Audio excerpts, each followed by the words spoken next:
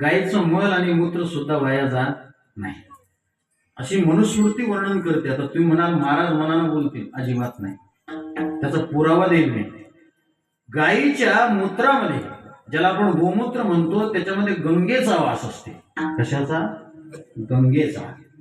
गायीच्या दुधामुळे पुष्टी प्राप्त होते आणि गायीच्या शेणामध्ये लक्ष्मीचं वास्तव्य असते. हे मनुस्मृती बोलते. गंगा हि तीर्थे वसती ह गंगा, पुष्टिस्तथा सा रजसी प्रवृद्धा, लक्ष्मी करीशे प्रणतौ च धर्म, तासां प्रणामं सततं च कुर्यात्. म्हणून तिला वारंवार नमस्कार केला पाहिजे. तासां प्रणामं सततं